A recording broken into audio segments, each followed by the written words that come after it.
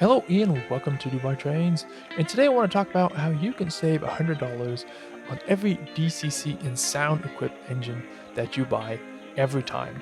And on top of that, get the best quality that is available out there in the market. So what is there not to like about this video? So let me first explain how I came to this conclusion, and let me say that this is my own conclusion and my findings after having bought dozens of engines from various brands with their various makes of components inside. So let's start with an example, and let's take this Bowser Alco RS3. It's $310 for the DCC and Sound equipped version. Now it looks great, it's probably one of the most detailed models I have on the layout, and it runs great, but here is the first but. There is no capacitor. And taking into account that Bowser, that I consider it to be top of the line, you would expect them to put in at least a small capacitor. Now capacitors are the norm on my layout, and no, it's not to dodge cleaning track if you still need to really clean your track, but it's to add an extra layer of redundancy.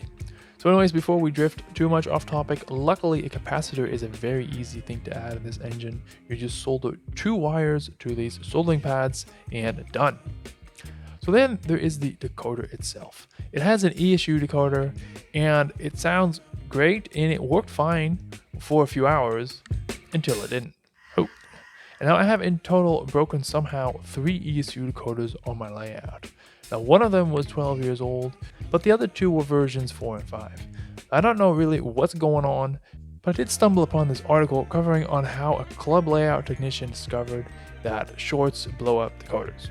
And Larry Puckett has also warned for a long time about micro shorts caused by, amongst others, frog juicers, and that how this can affect decoders. And I have several frog juicers on my layout. So is this to blame? I don't know, but I am getting a bit concerned now. So I reached out to an inside source familiar with the matter, and he tells me that the Soundtraxx decoders at least have all the necessary components installed on them to deal with shorts. And that's lucky for me, as I have been heading towards Soundtraxx being the standard on my layout for quite a while now. I just get the most enjoyment out of those decoders, and they keep on working. So I don't have a full story and a verdict regarding decoders dying, but the evidence is mounting. And if you agree that the evidence is mounting, please hit the like button so other folks can find this video as well, and we can perhaps uncover the full story. So Soundtraxx it is. And in our example Bowser is a default 21-pin connector, so we just swap the decoder out in a matter of seconds. And then there is the sound itself. The speaker quality that comes with DCC sound engines is, frankly speaking, terrible.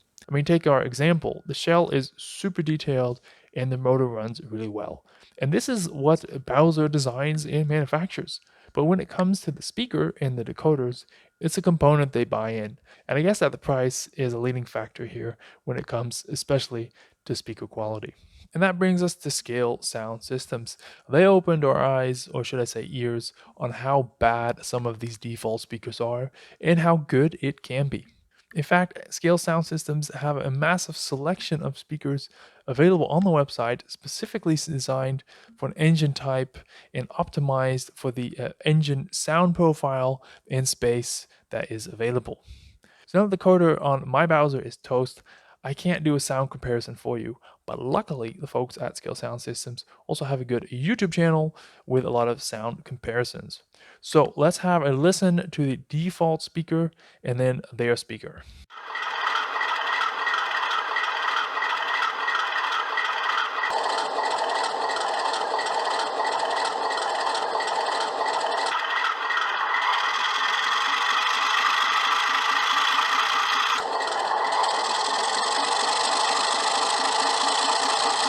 And here is another one for all the steamers out there. I'm sure you're going to recognize this first default sound.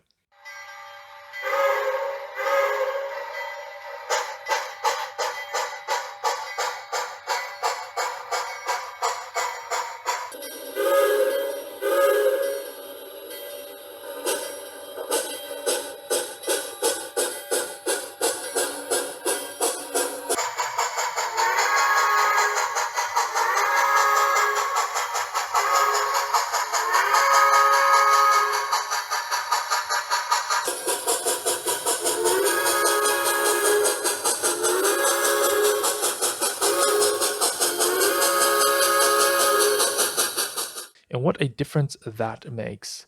And therefore, the recent new addition to my layout standard is Scale Sound Systems. Installing this rectifier speaker was really easy. You just unscrew the screws and solder on to the leftover existing wires, and done. So now you're wondering, how and where are we saving that $100 after installing all these top of the line components? Well, by buying the DCC Ready model as a base that comes in around $100 cheaper. And with all that money you save for buying the DCC Ready model, you can then spend on the components you want. And yes, the total of a DCC Ready model, plus decoder, speaker, and capacitor, is more than the default DCC Sound equipped model, but at least it's $100 cheaper than starting this revamp with the DCC Sound model like I did. Lessons learned. And on top of that, the engine will be completely up to your standard and how you want it. My findings might not be the same for everyone, and if you have something to add or if you disagree with me, that is great. Just leave it down below in the comments in a cordial manner and we can discuss. Thank you guys all for watching. That's it for today. Bye bye.